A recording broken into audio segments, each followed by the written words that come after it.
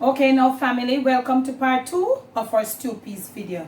In this part, we are going to be literally putting the stew peas together. We're going to cook the stew peas now. Okay? If you have not seen part 1 and you're starting to watch this part, I would like you to just click off and go watch part 1. If you don't watch part 1, you'll be having a lot of questions for me, which I have already demonstrated in part 1. Okay? So here we go. We have got our peas and all of that. Now, let me show you. We have got our meat there. Remember I told you I would have changed the water. I did change the water. So see the meat them? So what we need to do now is to throw off all these water from the meat. Right? We're not going to do that just now. Let us look at our peas. We have got a lot of peas right here. Teaching you to feel your way around things. Because if you have never done this, you might want to say, I don't know if the peas enough, Miss Debbie, or if it is too much. I would say yes, for this amount of meat, we need to remove some of this peas. This is always okay. You can always cook it at another time. So we are going to remove both. Let me show you. You feel your way around here. Now, I want you to look at something too whilst I remove some of these peas. You remove it with a little of the original peas water and you leave it. You can freeze it and cook it. You can just put it in your refrigerator for this will stay in there. Once your refrigerator work well, it can stay in there for at least a week. If longer than that, you want to freeze it. Look at this. Now when this cook, it is gonna be a lot. As you can see by the water, you realize that this piece, it don't have a lot of, it now go have a lot of color. But we are gonna work around that. I'll show you how I work around that. With these nowadays peas that doesn't really give us the color that we need. I'm going to go throw off the water from the meat them now. Just give them a final rinse. And when we come back, we're just going to throw everything in the pressure cooker. If you're not pressuring, you just throw everything in your pot. And then you turn down your stove and put it to cook to your desire. But I'll be using the pressure cooking method. I soon come. Okay, now we're back. I threw off that water and I gave them, as I said, another little rinse. So you want to use your hand now to put in your pieces of pig's tail. You can't go wrong with this method. Getting the salt out of these meat. Okay? So you're in there now. You got that in. So you're going to stir up. So you have a good amount of pigtail. Now, with this here, the turkey neck, you know you have to clean it up. But it looks, they had cleaned it up, but to a portion. Now that we have soaked it so long, when the salt was on it, it looked like some of these parts have been removed. But when I soak it and I look at it, I realize that they have not been removed. So I was removing some, but I left a few to show you. So you can just pull it. It's easy now to pull. Them look apart here, them not for dip on it. You know? So you can just easily pull these off. You know, teaching you to feel your way around the kitchen, knowing how to do things. Normally we would clean it up before, but because they did that, we just soak it. And it looked, they did do a little cleaning, but not every piece. A few pieces in there that were not done. So you search through and then you can just pull off them. Okay, these are good, so we can just put them in there. So we're gonna go search if there's any more and put them in there, pull them off, and when we return, you see what we are going to do.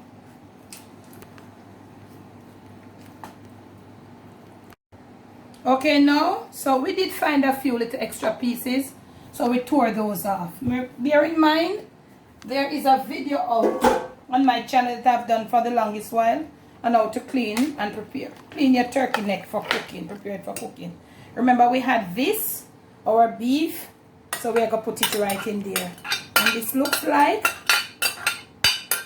a pretty nice little pot of stew peas for a big family. What I say? Because remember we're going to put peanuts and stuff. Now looking at this, you just want to give this a slight little stir up.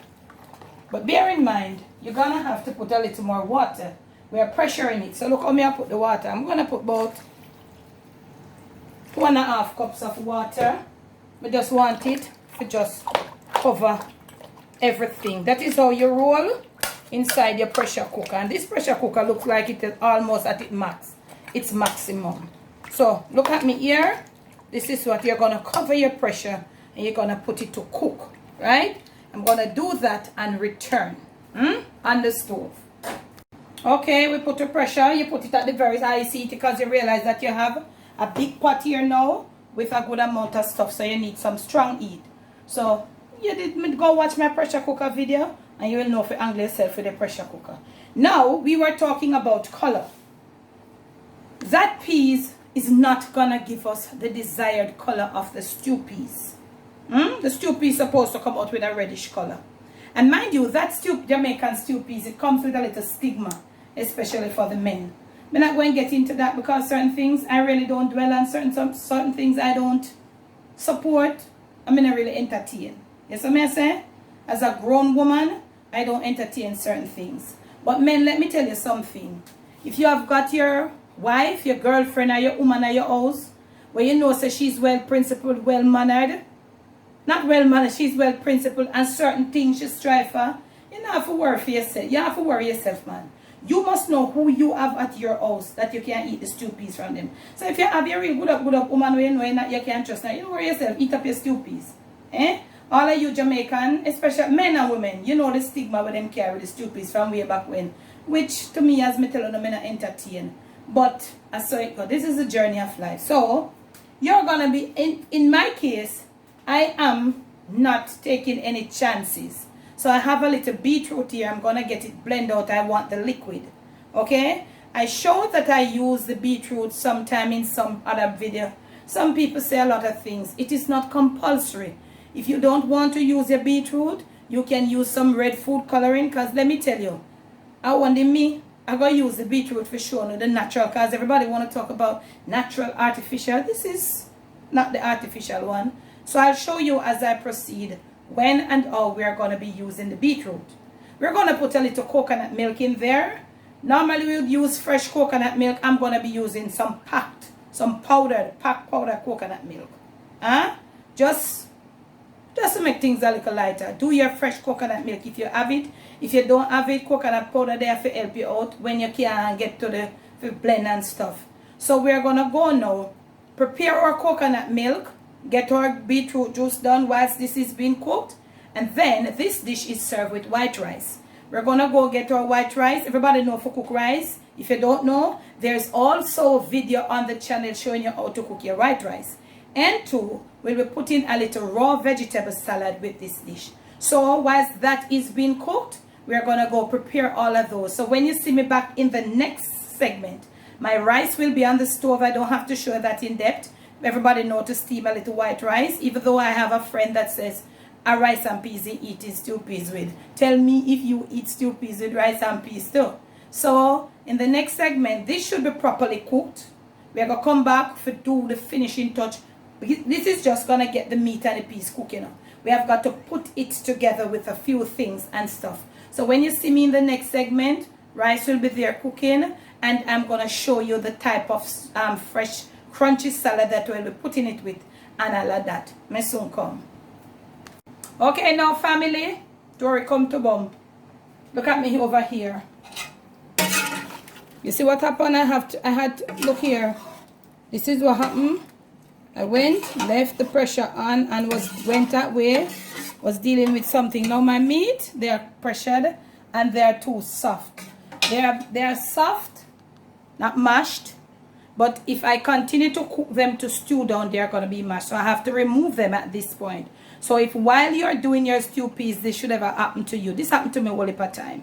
Sometimes you underestimate the meat and the meat is so soft and you don't know. So in the pot here now, we have all peas. So we have our flame on. I have my coconut milk that I had prepared. So I'm going to put it right in there. Look at what I'm going to be doing. And the flame is up. Gonna use this coconut milk, stir it out into that peas, and because we still have a little bit, about 10 to 12 minutes of cooking left to be done. Now I have prepared some freshly chopped celery for flavoring, because you know me now use the artificial stuff, so I'm gonna be putting it in there. Okay, now you want to get now your peanuts. I told you the story why I say peanuts, but I'm not going to retell it again. Some people say spinners, some say, well, me say peanuts. So look at me here. You notice that the coconut milk has done something. So what I always do, as I stir, I always mash a little of my peas We are going to look for the stew now as I go along. I just mash it against the pot. That's just me, you know, family. So you don't have to do it, right? So look at this. You see how rich the coconut milk make it look? The stew look. So look at me here. We're going to be putting in our peanuts. So you make your peanuts to your liking. Now is the time for the peanuts. Putting in our peanuts. And I soon come. I am back. And I've got here some pimento powder. Freshly grounded pimento seeds. Turn it into powder. 1 green pepper for flavoring. 1/2 of a ripe one for a little heat. Pimento powder in. Some thyme, which is semi-fresh, not fully fresh. We are making this come to a boil. And you need some stirring right here. We don't need any cornstarch. We have too much peas in the bottom of that to want to put cornstarch. So this is what is happening there now. So now our peanuts are in. All our peanuts are in. And all of that. I'm going to be putting in now my green scallions. You see how my St. Andrew scallion them look like leeks. Nice and pretty. Full of flavor. I'm just going to be doing it like this. And you put in your scallions to how you want, family. Just go and pour it down like this.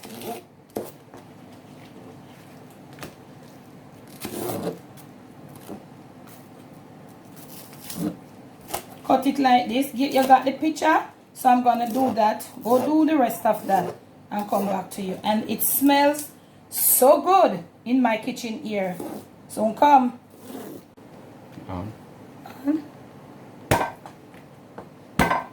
Okay, now family, scallions and more garlic right in.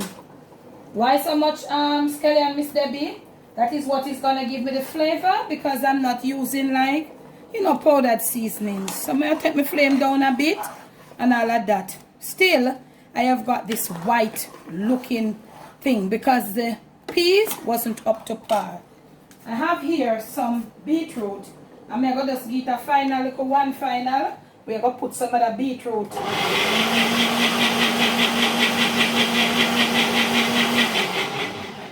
We're going to get some of this beetroot juice right in this thing here.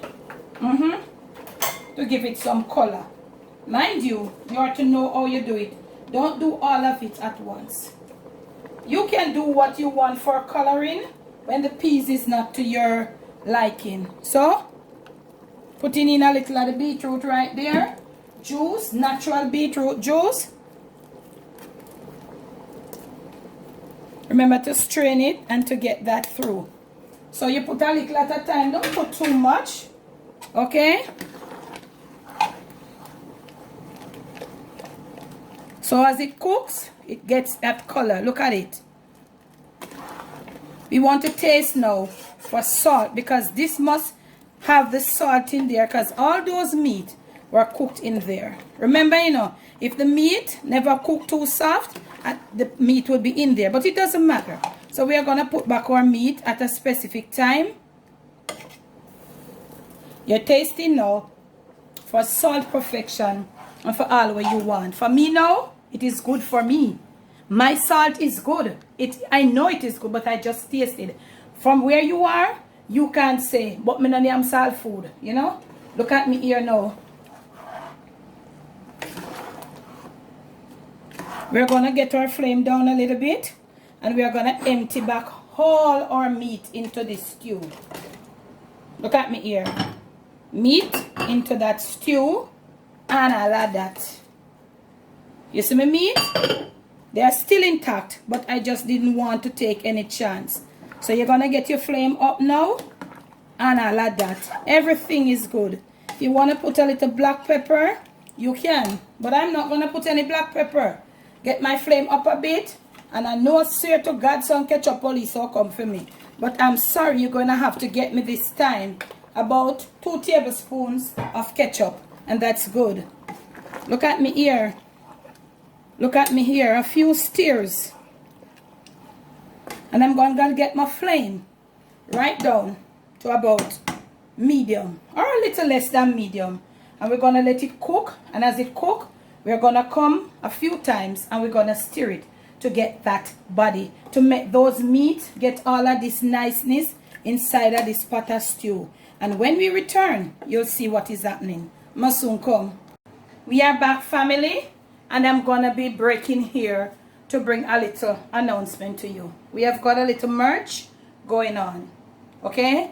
The link to our store will be in the description of the video, and also I'm gonna leave for you in the next clip a few of what we have. Not a lot, just a few for starters. We are anticipating your support. Thank you so very much. Let's get right back into the video. Now, our flame arm over here, let us get right into what is happening inside here. And a little low, and look at me here. I told you to come back a few times and to stir, you know, give it some nice stir. You see your meat them coming up all old. That's why I told you don't do them too fine. If I had done mine finer, I would be in trouble. Some nice stirring now. You see that pretty color that the beetroot alongside the coconut milk. You see when we don't get that good nice pretty peas as we are having problems to get nowadays. That is what I came up with. I just came up with that. Nobody told me that. You know, with my expertise. And you want to say, Miss Debbie, how long? When you stir, constantly stirring, the stirring, let me come up on my dad. The stirring is to let the stew peas, the stew, the meat, and the peas come together. If you don't stir, at the end of it, you have to go mix cornstarch, put in the car. The peas are going there one state, meat that one state, and the liquid that one other. So you use the stirring method to bring everybody together. Look at me here. Come on, Dad, get right in. When we know, Miss Debs, when you start to stir, and when you hit the bottom, it starts sticking. You know that your thing is ready. Scrape around right here. Look at the body of this stew. Look at me here. See your chunky part of your pigtail, yeah? And all of that. Look at me here. Look at me here. You need to turn this thing off. Give it a few, maybe about 3 or 4 seconds. Let it settle down. And I will return and show you how I serve my stew peas to big man, to big man. Me soon come. Okay, a few seconds in, and me get a little cooling down. And everybody's like that. So you want to stir again. You want to stir. And you want to use a ladle to serve this thing. You want to go deep, and you want to come up with some of that stew something here. Scallions and all. Because the people them say, why are you taking out your scallions? Take up some meat. Make sure, say, if them love the pigtail, you know we are serving. You get some pigtail. Okay? Give them a lot of spinners. Some people balling out. I want a heap of spinners in a mine. Look for some spinners and deal with them thing. I soon come. Okay, we are back and we are here. Look at me here. This is the stew. Just a little green scallions just for coloring. I told you we serve this dish with white rice, and we have there a fresh, nice, crunchy salad. And this little Jamaican regular salad is on the channel. How you do it, you know, crunchy and nice and fresh. Shine up the cutlery them, make them shine and look like any young bosun for your husband to be, and all of that. Put him that in a it, put that in a that. If you want to give him a fork, you give him a fork. But when man crave, they don't want a knife and fork to eat with. Or when woman crave, you use your spoon now and leave it there. They will take the stew as how they want their stew and put it over them rice and mix up them sitting. Then want the next serving of rice, give it to them. If you have liked this video, remember to give it a thumbs up.